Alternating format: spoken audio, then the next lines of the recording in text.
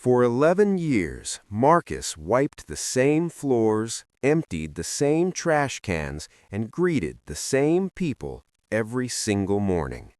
Not once did anyone say his name. To them, he was invisible, just a quiet black man in a gray uniform pushing a mop through marble hallways. Executives walked past him like he was furniture.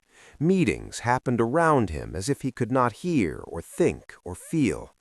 But Marcus saw everything. He watched who got promoted. He noticed who got silenced. He understood what this company truly valued beneath its polished mission statements. Then one evening, when everyone had gone home, Marcus picked up a marker and wrote something on the boardroom whiteboard. Just 3 lines. The next morning, the CEO walked in, read those words, and froze.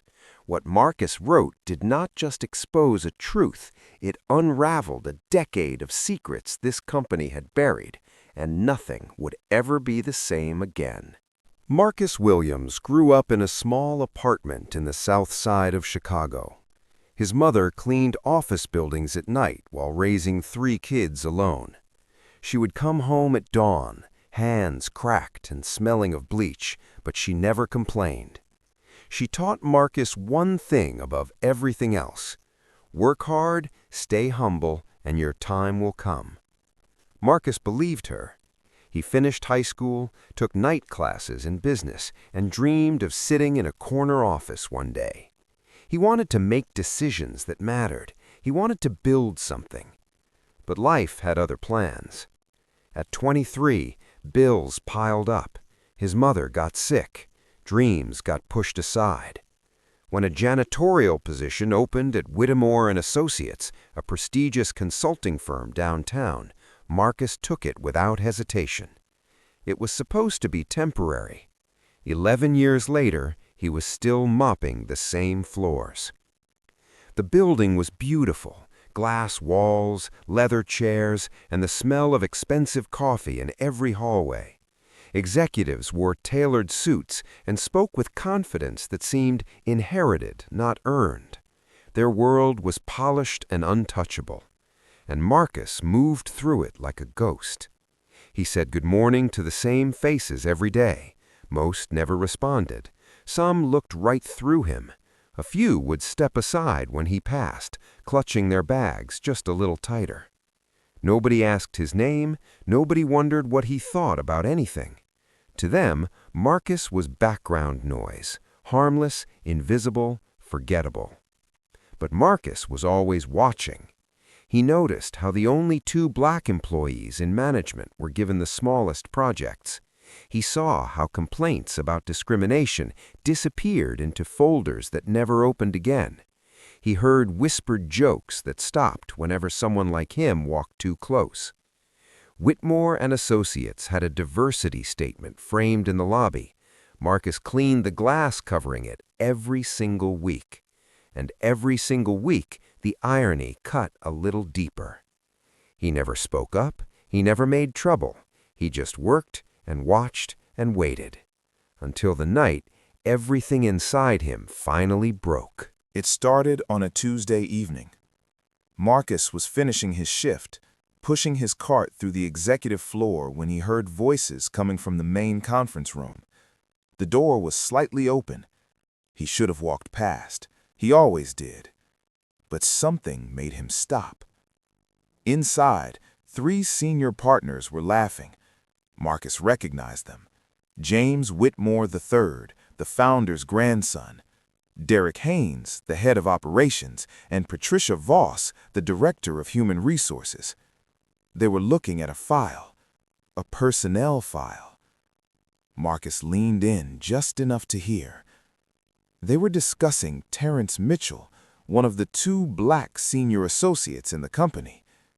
Terrence had applied for a promotion to partner 6 months ago. Everyone knew he was qualified. His numbers were outstanding. Clients loved him.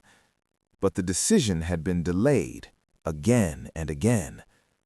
Now Marcus understood why. James Whitmore laughed and said something about how Terrence was good, but not quite the right fit for leadership. Derek agreed, adding that clients in certain markets might feel more comfortable with someone who looked more traditional. Patricia nodded slowly, then reminded them to document the rejection carefully. Optics mattered. They needed to make it look like a performance issue, not a pipeline problem. Marcus felt his chest tighten. They were sabotaging Terrence, quietly, professionally, with smiles and handshakes and carefully worded emails. This was not the first time. Marcus had seen it before. Black employees hitting invisible ceilings, complaints vanishing into silence, diversity reports that looked good on paper but meant nothing in practice. He had always stayed quiet. That was the safe thing to do. But this time, something cracked inside him. He walked away, his hands gripping the cart so hard his knuckles ached. He finished his shift in silence, his mind spinning. That night, Marcus could not sleep. He kept seeing Terrence's face, a man who had worked twice as hard, played by every rule, and still got pushed aside because of something he could never change. And Marcus thought about his own life. 11 years of invisibility, 11 years of swallowed words and lowered eyes. What had it earned him? The next day, Marcus watched Terrence walk through the lobby, head high, smile steady. He did not know yet. He still believed the system would reward him if he just kept trying. Marcus wanted to warn him, but what could he say? A janitor accusing the senior partners of racism? No one would believe him. No one would care. Days passed. Marcus kept working, kept watching, but something had shifted. He started paying closer attention. He noticed how emails were forwarded, how meetings were scheduled without certain people, how praise was given in private but criticism was delivered publicly. The pattern was everywhere, hidden in plain sight. Then, one night, Marcus found himself alone on the executive floor. Everyone had gone home. The building was silent. He walked into the main boardroom, the long mahogany table, the leather chairs, the whiteboard where strategies were mapped and futures were decided. He stood there for a long time, staring at the blank surface. His mother's voice echoed in his mind. Work hard, stay humble, and your time will come. But when? How long was he supposed to wait for a system that was designed to ignore him? Marcus reached into his cart and pulled out a black marker. His hand trembled. He had never broken a rule in 11 years, never spoken out, never risked anything. But some truths are too heavy to carry in silence. Marcus stepped forward and began to write. The next morning, the boardroom filled with executives. Coffee cups clinked, laptops opened, voices hummed with casual Monday energy. Then someone looked at the whiteboard. The room fell silent. 3 lines, simple words, written in thick black marker. You overlook us. You underpay us, you replace us, but you never see us until now. Beneath it, a list of names, 12 names, every black employee who had been quietly pushed out, passed over, or forced to resign in the last decade. Terrence Mitchell's name was at the bottom, highlighted. Executives stared at each other. Confusion turned to discomfort. Discomfort turned to fear. Who did this? How did they know? James Whitmore III stood frozen, his face pale. Derek Haynes grabbed his phone, whispering urgently to someone. Patricia Voss clutched her notebook like a shield. No one moved to erase it, because deep down, they knew every word was true. Within minutes, the CEO arrived, Elizabeth Crane, a woman known for her composure, her calculated decisions, her ability to control any room. But when she saw the whiteboard, she stopped mid-step. Her eyes moved across the words slowly, then down to the names, one by one. The silence was deafening. Assistants whispered. Junior staff gathered near the glass walls, peering in. Word spread through the building like wildfire. Someone took a photo, then another. Within an hour, that image was everywhere. Emails, group chats, social media. The message Marcus had written in the quiet of night was now being seen by thousands, then hundreds of thousands. People shared it with one word: truth.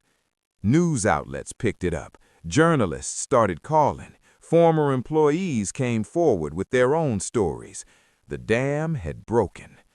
And Marcus watched it all unfold from the hallway, mop in hand, heart pounding. He had expected to be fired, maybe arrested, maybe erased like all the others. But something different was happening. People were listening. For the first time in 11 years, the invisible man had been seen, and the company that built its empire on silence was finally being forced to speak. The fallout was swift. Within 72 hours, Whitmore and Associates was trending nationwide, not for their billion-dollar deals or prestigious clients, but for the words a janitor had written on a whiteboard. An internal investigation was launched, then an external one. Emails surfaced, memos were leaked. The patterns Marcus had observed for 11 years were now documented evidence. James Whitmore III stepped down. Derek Haynes was terminated. Patricia Voss resigned before she could be fired. Terrence Mitchell finally got his promotion, not because of charity, but because the barriers that had been blocking him were exposed and dismantled. And Marcus Williams? He was offered a settlement, a large sum to stay quiet and disappear. He refused. Instead, he accepted a new position, not as a janitor, but as a consultant for the company's newly formed equity task force. His job was simple: watch, listen, and make sure no one was ever invisible again. Some called him a hero, others called him a troublemaker, but Marcus did not care about labels. He just wanted to be seen. This story is not unique. It happens every day in boardrooms and break rooms across the world. Qualified people passed over, complaints buried, discrimination dressed up in polite language and plausible deniability. Most of the time, no one speaks up. The risk is too great. The system is too powerful.